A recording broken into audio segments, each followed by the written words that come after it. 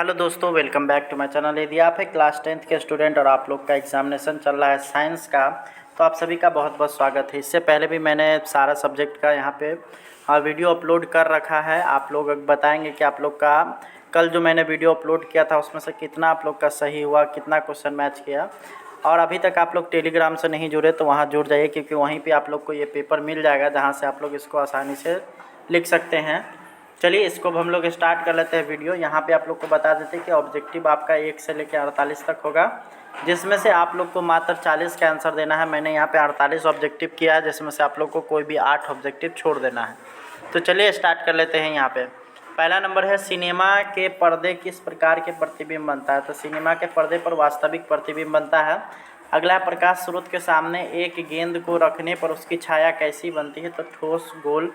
अगला यहाँ पर है, प्रकाश के अपवर्तन के कितने नियम होते हैं। तो प्रकाश का अपवर्तन और परावर्तन दोनों के ही 2 नियम होते हैं। अगला है, पानी में डाली हुई छड़ी टेढ़ी दिखाई देती है, इसका कारण क्या है। तो यह है प्रकाश का अपवर्तन के कारण। अगला है, प्रकाश की किरणें गमन करती है। तो प्रकाश की किरणें हमेशा सीधी रेखा में गमन करती है, यानी कि ऑप्शन नंबर ए हो जाएगा। अगला है, किसी उत्तल लेंस के लिए फोकस दूरी कैसी होती है। तो ये होता है आपका ऑप्शन नंबर सी, यानी कि धनात्मक। अगला यहाँ पर है, किसी पदार्थ की ऑक्सीजन से अभिक्रिया करके जलने की क्रिया को क्या कहते हैं। तो इसको कहा जाता है दहन, यानी कि ऑप्शन नंबर ए हो जाएगा।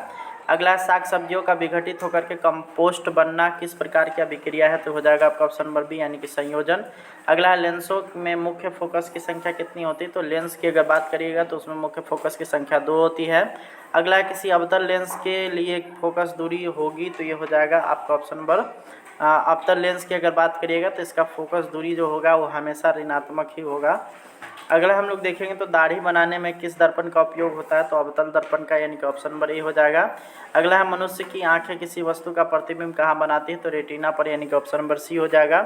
अगला है, बाजार में बिकने वाले चिप्स की थैली में से ऑक्सीजन निकाल करके उसमें कौन सी गैस भरी जाती है। तो ऑप्शन नंबर ए हो जाएगा, यानी कि नाइट्रोजन। अगला यहाँ पर है, वास्तविक आभासी प्रतिबिंब, वास्तविक वस्तु का आभासी प्रतिबिंब कहाँ बनता है। तो यहाँ पे होना चाहिए समतल और उत्तल दोनों, यानी कि यहाँ पे इसका होना चाहिए, लेकिन चलिए उत्तल में ज़्यादातर है तो यहाँ पे ऑप्शन नंबर बी हो जाएगा। अगला यहाँ पर है कि निम्न में से कौन सा पदार्थ लेंस के लिए प्रयुक्त नहीं किया जा सकता है। तो मिट्टी का प्रयोग लेंस बनाने में नहीं होता है। अगला हम लोग देखेंगे तो किस लेंस के बाहर किस की ओर उभरे 2 गोलीय पृष्ठ होते हैं। तो उत्तल लेंस के बाहर की ओर उभरे हुए होते हैं।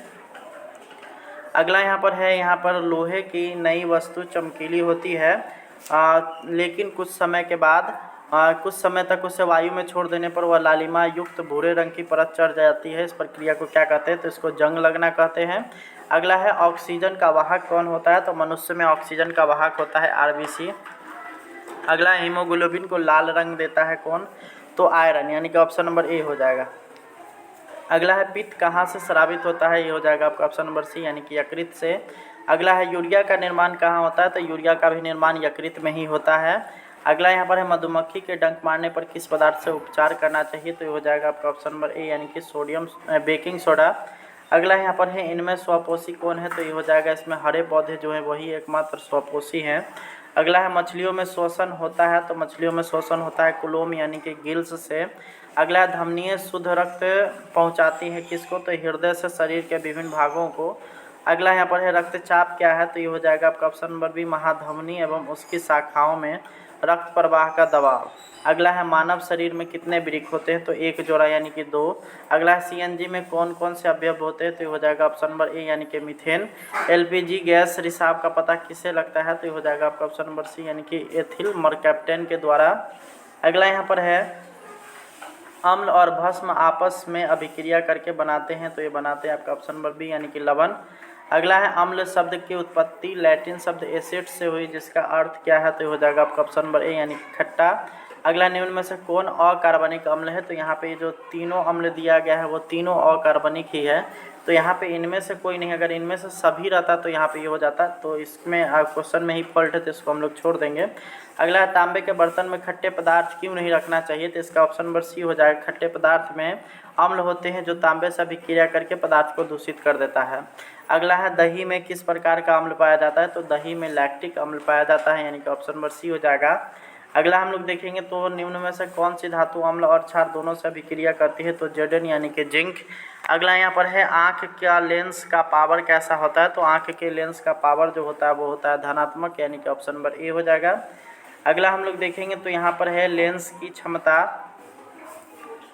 की क्षमता का एसआई मात्रक क्या होता है, तो ये होता है प्रति मीटर, यानी कि ऑप्शन नंबर सी। अगला है भोजन का सर्वाधिक पाचन में होता है, तो यहाँ पे इसका जो आंसर है यहाँ पे हम लोगों ने छोड़ दिया है, आप लोग इसका देख सकते हैं। अगला हम लोग देखेंगे तो हरा पौधे में लाल गुलाब का फूल दिखाई देगा, हरा प्रकाश में लाल गुलाब का फूल कैसा दिखाई देगा, तो आप लोग ये प्रैक्टिकल भी कर सकते हैं। आपके पास लाल गुलाब होना चाहिए और उसके बाद जो है आप उसके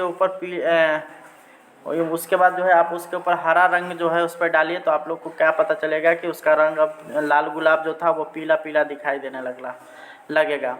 अगला यहाँ पर है लाल और नीला रंग मिलकर के क्या बनाता है, तो ये बनाता है मैजेंटा, जिसको बैगनी भी कहा जाता है। बैगनी, लाल और नीला रंग मिलता है तो बैगनी रंग का यहाँ पे निर्माण हो जाता है।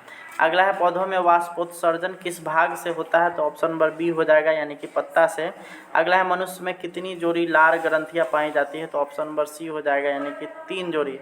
मनुष्य में अगर बात करिएगा लार ग्रंथि की, तो यहाँ पर लार ग्रंथि की संख्या होती है 6, तो इसलिए यहाँ पे इसका ऑप्शन हो जाएगा 3 जोड़ी, ठीक है। अगला है कूटपाद किस में पाया जाता है, तो कूटपाद एक ऐसी प्रक्रिया है जैसे हम लोग भोजन करते हैं उसी तरह से अमीबा भी जो है भोजन करता है, और अमीबा में जो भोजन करने की प्रक्रिया होती है उसको हम लोग बोलते हैं कूटपाद, तो ये हो जाएगा आपका ऑप्शन नंबर ए, यानी कि अमीबा। अगला है स्वपोषी पोषण के लिए आवश्यक क्या है, तो स्वपोषी पोषण यानी कि जैसा कि आप लोग जानते होंगे कि हरे पौधे जिस विधि से अपना भोजन बनाते हैं उसको हम लोग बोलते हैं स्वपोषी पोषण, और इसके लिए आवश्यक होता है कार्बन डाइऑक्साइड, जिसको CO2 भी बोलते हैं। उसके बाद इस खाना बनाने के लिए पत्तों में जो है क्लोरोफिल का होना काफ़ी आवश्यक है, तो क्लोरोफिल की भी आवश्यकता होती है। साथ ही सूर्य से आने वाली प्रकाश की भी आवश्यकता पड़ती है, तो इसका यहाँ पे सौर प्रकाश भी हो जाएगा। लेकिन यहाँ पे आप लोग ये तीनों का तीनों इसमें आवश्यक है, लेकिन यहाँ पे ऑप्शन दिया गया है इनमें से कोई नहीं, तो यहाँ पे आप लोग का ये ऑप्शन पूरा का पूरा रॉन्ग है, तो आप लोग 44वां नंबर क्वेश्चन आप लोग यहीं पर छोड़ सकते हैं। अगला यहाँ पर है पौधों में रक्षी कोशिका कहाँ पाई जाती है, तो अगर बात करिएगा कि जीवों में यहाँ पे रक्षी कोशिका कहाँ पाई जाती है, तो किडनी के आसपास पाई जाती है। और अगर बात करिएगा कि यहाँ पे पौधों में रक्षी कोशिकाएँ कहाँ पाई जाती है, तो पत्तियों में पाया जाता है, ठीक है। पत्तियों में जो है रक्षी कोशिका पाया जाता है ताकि वो अपना सुरक्षा कर सके। अगला यहाँ पर है बेकिंग सोडा का सूत्र क्या होता है, तो बेकिंग सोडा जो होता है जिसको हम लोग खाने वाला सोडा भी बोलते हैं, उसका सूत्र होता है NaHCO3। अगला है एक अवतल लेंस की फोकस दूरी 20 सेंटीमीटर है, तो उसकी क्षमता क्या होगी, तो आप लोग याद रखिएगा P बराबर होता है 1/f, तो यहाँ पे आप लोग का क्या हो जाएगा 1/20 सेंटीमीटर, और यहाँ पे मीटर में बदल देंगे तो आपका आ जाएगा -5 डायोप्टर, यानी कि ऑप्शन नंबर डी। अगला सवाल हम लोग देखेंगे तो अगला यहाँ पर है पौधों में गैसों का आदान प्रदान कैसे होता है, तो रंध्रों के द्वारा होता है, ठीक है, यानी कि ऑप्शन नंबर बी हो जाएगा इसका करेक्ट आंसर। तो इस वीडियो में यहाँ पे हम लोगों ने सारा ऑब्जेक्टिव को देखा है, नेक्स्ट वीडियो में हम लोग सारा सब्जेक्टिव क्वेश्चंस को देखने वाले हैं।